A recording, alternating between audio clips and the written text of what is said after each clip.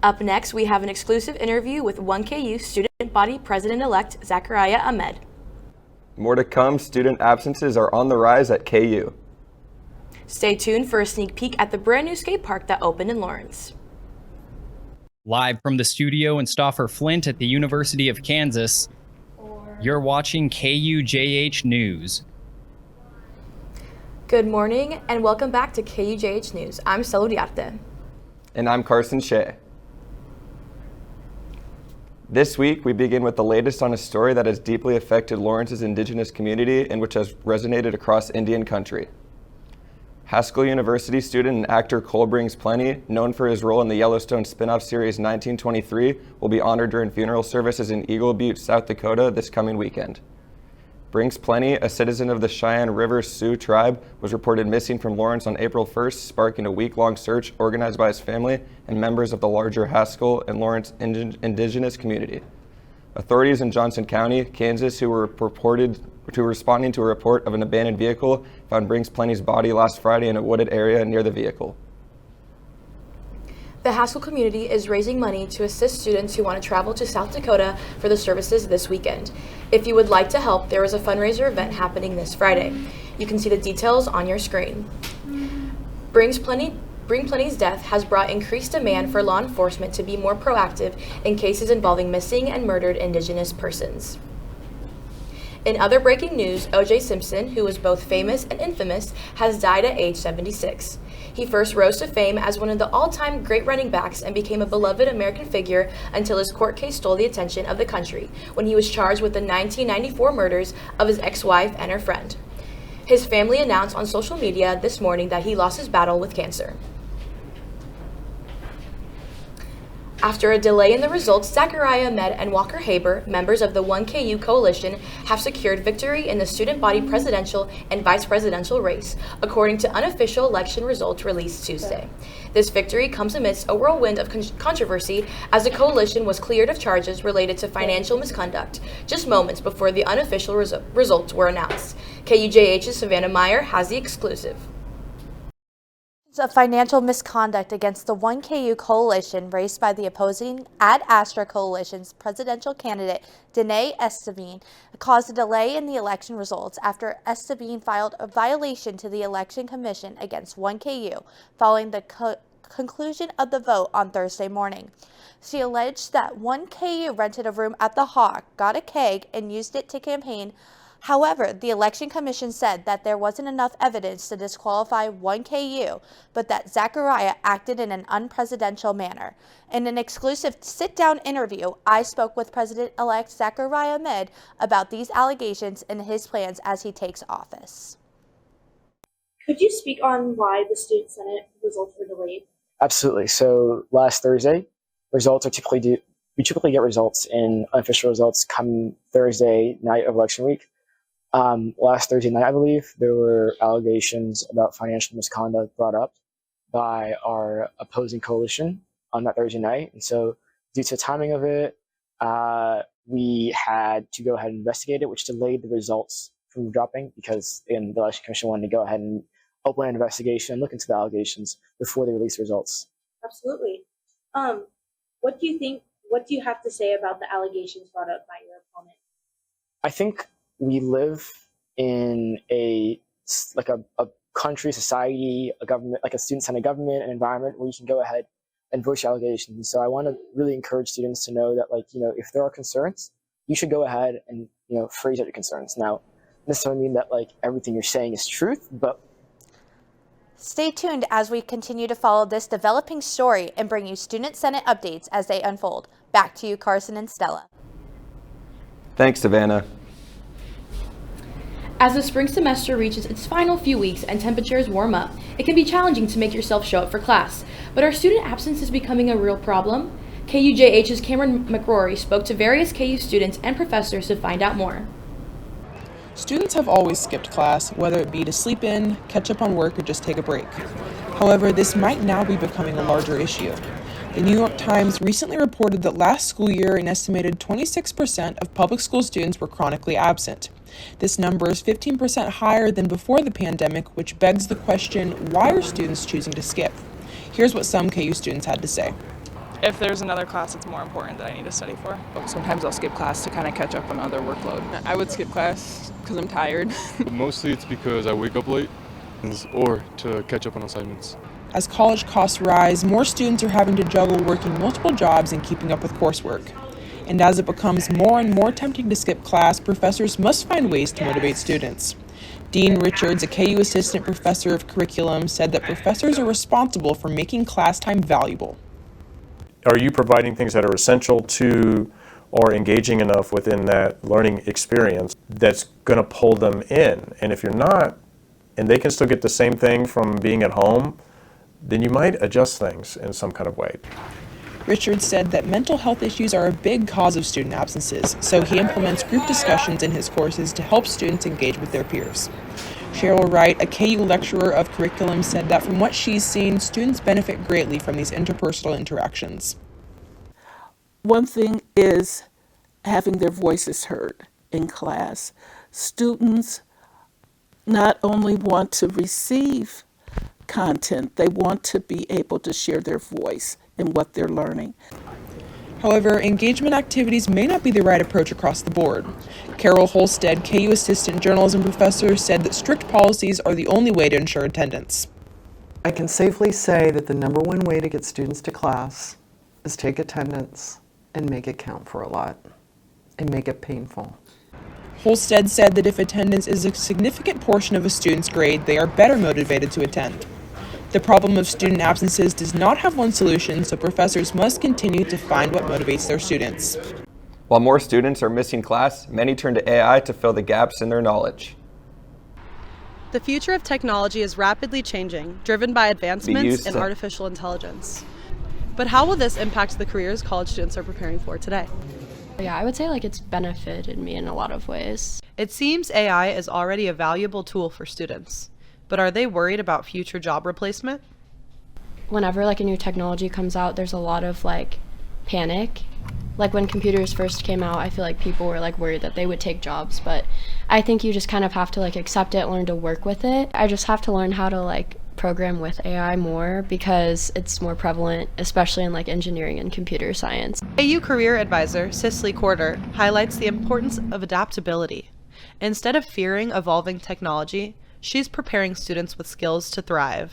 We as KU professors, as staff members, have to train our students to utilize it in an ethical manner. We try to say that it's a tool that you can utilize, not the end all that you can utilize. One thing's for sure, AI isn't going anywhere, and students at the University of Kansas are learning to adapt to technology, no matter what the future holds. Signing off, this is Sophia Lamento for KUJHNews. Thanks, Sophia. AI comes with its complexities, but learning how to use it will for sure be an asset in the long run. This week has definitely given us a preview of spring and the nice weather ahead. Ashton Rizzo is outside live with a sneak peek at what's in store for us in the coming week. And I'm outside on campus right now behind Malott Hall currently.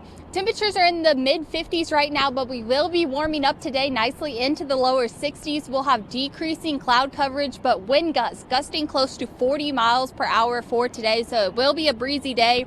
And then we're warming up into the 80s as we head into this weekend. We'll tell you guys more about this coming up. Thanks, Ashton. With the city of Lawrence facing significant challenges in providing adequate support and services for its homeless population, one resident has stepped up to make a difference. KUJH's Grace Ludes gives us an inside look into the life of a Lawrence resident who recently moved to the area with her family and has been dedicated to helping families find housing.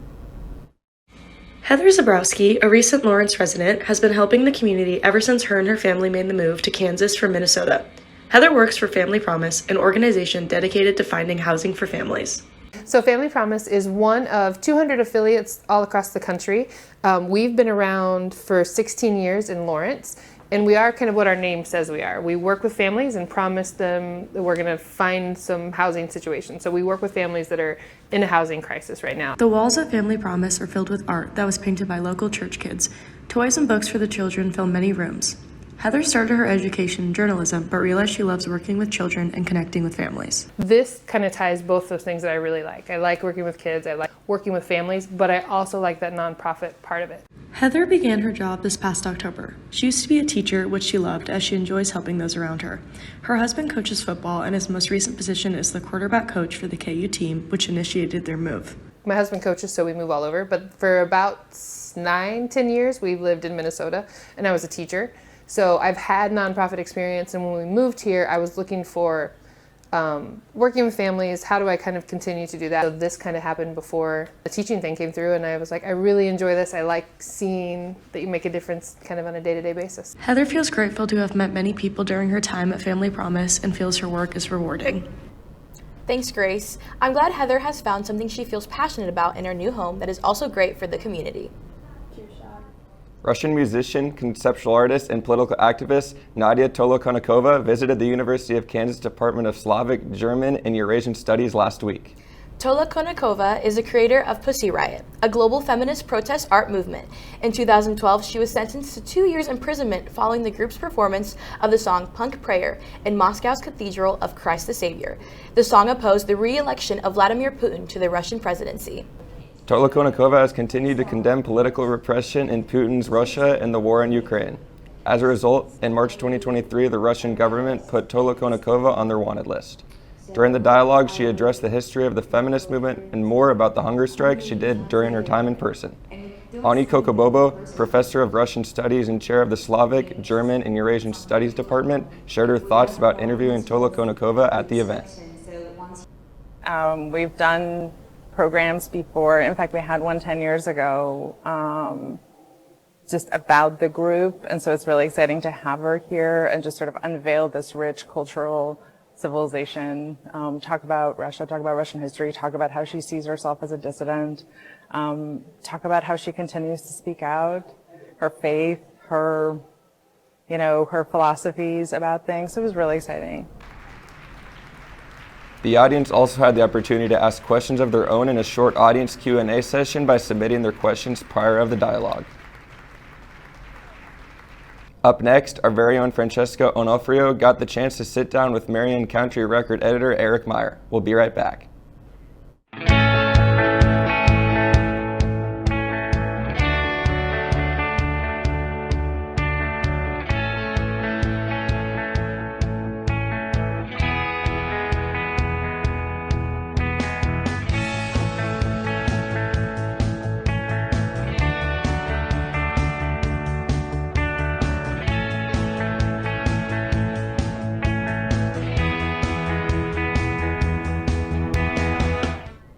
Welcome back. 8 months ago, the Marion County Record's newsroom was raided by law enforcement. Today, we were honored to sit down with Eric Meyer, the publisher of the Marion County Record, who is here to accept the prestigious 2024 William Allen White Foundation National Citation on behalf of his paper. Take their unwavering dedication to fearless journalism has not only earned them this recognition, but has also sparked national conversations about press freedom and the role of local news in our communities. KUJH's Francesca Onofrio spoke with him moments ago. So they kept getting more and more bullying on us, and as usually happens with bullying, they go that one step too far when they do something that becomes so much of an outrage that people won't put up with it. And that's what they did when they raided our offices. Unprecedented raid. Hadn't happened in decades in the United States. And it was shock to the world. Thanks, Francesca.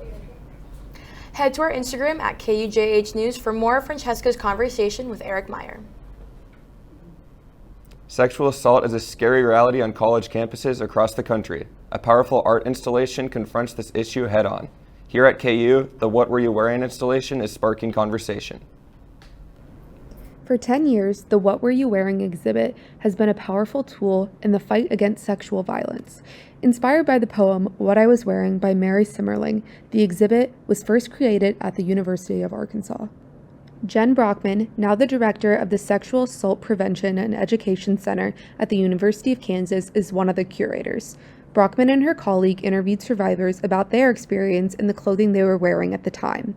Instead of using the actual clothing, the exhibit features donated thrift store items that recreate the outfits. Clothing doesn't cause rape. Folks who choose to cause harm do.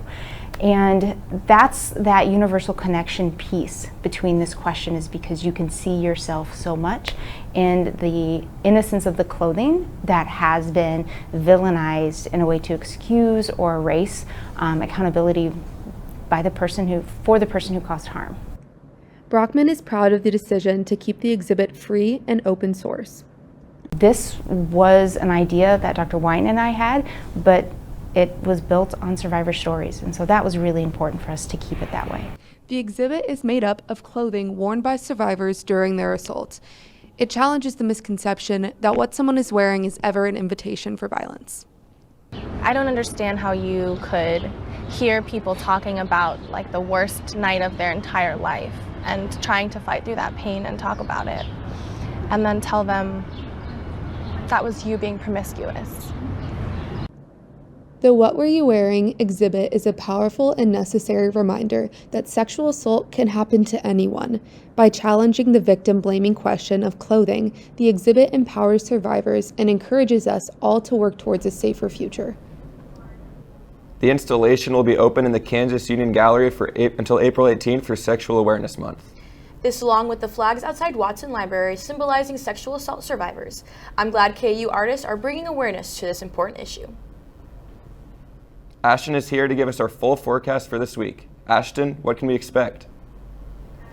Thanks, guys. For this week, we have breezy conditions for today. Winds today will be out of the northwest, and we have a warming trend as we head into this weekend, getting into the upper 80s for this week, and we have our next chance of showers as we head into next week. Our temperatures, though, right now for looking at the region, we're at 59 degrees in Lawrence currently. We have 56 in Omaha, a little bit warmer as we head further to the east, currently in the 60s there, 61 in Columbia. And if we take a glance at our satellite and radar, we had quite a bit of clouds yesterday over our area, but as you can see, most of those clouds have now pushed further to the east of us now, giving us more clear skies for today. We'll have decreasing clouds throughout the day, and temperatures today warming up nicely into the 50s, back into the 60s even. Winds will be out of the northwest at about 25 miles per hour, but they will be gusting close to 30 to 40 miles per hour, so it will be a breezy day.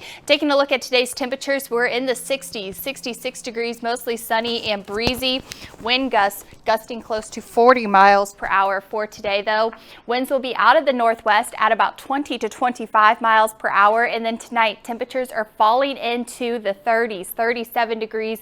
Clear skies for today. Winds will be out of the northwest for this evening as well. And temperatures will be climbing as we head into this week. We have a warming trend coming up from the 60s into the 70s tomorrow, back into the upper 80s for Saturday and Sunday. This is almost 20 degrees above the average, our average typically sitting at 67 degrees for this time of year.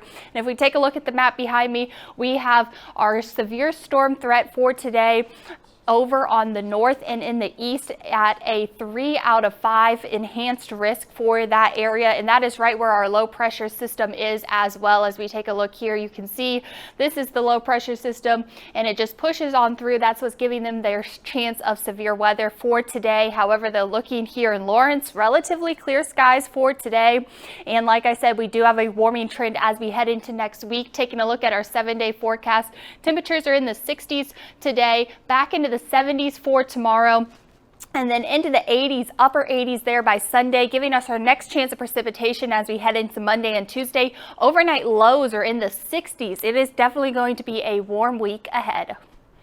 Thanks, Ashton.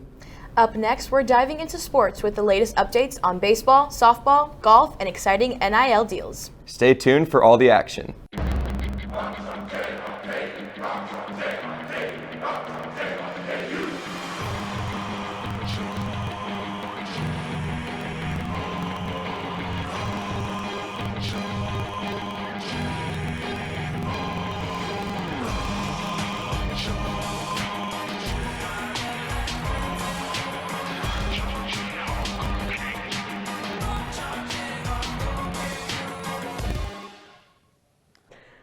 Welcome back to KUJH Sports. I'm Emily Sutter. Our Jayhawks have been busy over the last week. Let's get you caught up on all the action. The Kansas baseball team had a rough weekend against West Virginia. The Jayhawks were swept in a 3-game series for the first time all season, losing the games just by scores of 11-10, 4-0, and 16-9. The sweep dropped Kansas to 9th in the Big 12 standings. After the rough weekend, Kansas had a quick turnaround and took the 20th ranked Nebraska Cornhuskers for a Tuesday midweek matchup. The game was also the 3rd annual Buck O'Neil Classic, where the Jayhawks wore KC Monarch uniforms to honor the baseball legend. It was a high-scoring game, but the Jayhawks got back in the win column with a 13-11 win. The Cornhuskers had the chance to tie or potentially take the lead in the top of the 9th as they had the bases loaded with only 1 out before Hunter Cranton and the Jayhawk defense escaped with a game-ending double play. Up next for the Jayhawks is a weekend series here at home against the Pacific Tigers. KUJH's Raneem Alazmi is live outside of Hoagland Ballpark to preview the series. Tigers are making the long trip from Stockton, California to take on the Jayhawks. However, this season hasn't gone the way Pacific Tigers has hoped for, as they have 6-26 record on the season. The Jayhawks are entering the series with 16-14 record and need to pick up some wins with their regional hopes still alive. Reporting live from Hoagland Ballpark, I am Raneem Alazmi. Thanks, Raneem. The softball team has officially righted the ship after suffering a sweep, my goodness, that's not a good thing. Suffering a sweep against first-ranked Oklahoma. The Jayhawks traveled to Ames, Iowa, and completed a series sweep of their own against Iowa State, winning all 3 games by scores of 7-1, 11-0, and 6-2. The sweep over the Cyclones got the Jayhawks back into the top 25 of the Softball America poll as they sit at the 23rd spot this week. They currently sit in 4th place in the Big 12, trailing only Texas, Oklahoma State, and Oklahoma. We'll see the Jayhawks next when they take on Texas Tech in a series this weekend, with the first game starting tomorrow at 6 p.m. in Lubbock. The Red Raiders are 4-8 in the Big 12 with their most recent loss against Baylor. The Jayhawks are sitting at 10-5 with a current 3-game win streak. The Jayhawks will go at it again Saturday at 4, Sunday at noon, where you can watch all the games on ESPN+. After the series, you can look forward to watching the Jayhawks play Texas, Oklahoma State, and BYU. Since 2019, college athletes have been able to receive compensation for their name, image, and likeness in their respective sports. From brand deals, Instagram ads, and paid partnerships, college athletics has dramatically changed. I took a deeper dive into NIL and how it will look for athletes in the future. Being a college athlete takes a lot of time and effort. Now that athletes can profit off of their name, image, and likeness, some of that extra work isn't unnoticed. However, NIL is definitely altering the sports world as we know it. D1 football and basketball are professional sports. And the sooner we start treating them like professional sports, the easier this will all be. NIL has given the most popular athletes a platform and is swaying where athletes will play. On3 says USC point guard Bronny James is making roughly $4.7 million in NIL money. Considering that James only averaged 19.4 minutes per game, according to ESPN, his NIL valuation wouldn't show that. I think that the top of the top probably should be making more than the bottom of the bottom, but I think everybody hopes that as long as somebody's where they're all getting a piece, then we can all be happy. At KU, athletes like Hunter Dickinson, Jalen Daniels, and Elmarco Jackson have made an impact on how KU fans see NIL. They choose to come here because of the basketball tradition and Bill Self, and now NIL money, and that's why they come here. NIL collectives that facilitate endorsement are also changing the game. Even at KU, Mass Street Collective tries to raise money for KU athletes. Collectives, when they're done right and when they're doing it right, are there for all 450 or however many student athletes are on campus. It is obvious that NIL is making college sports a little different. Now, athletes can go wherever they want for the best opportunity. We will see if the NCAA will make any different legislations in the future, but for now, I'm going to keep following the athletes on On3 to see how much money they're out there making. KU football will play their spring football game at 7 o'clock tomorrow night at Rock Chalk Park. This will be the first time you get to see the next year's football squad in action, so be sure to head out there. KU men's golf has one more tournament this weekend before the Big 12 championship. The Jayhawks will travel to Iowa City to play the Hawkeye Invitational. The last time the team was in action was on the 1st and 2nd of this month in Arizona for the Wyoming Cowboy Classic. The team finished tied for 7th. The Big 12 tournament gets underway on April 22nd in Trinity, Texas. That's all I have for you for sports today. Thank you for joining us on KUJH Sports. Next up, find out how the city of Lawrence is making renovations to the Centennial Park Skate Park. Stay with us.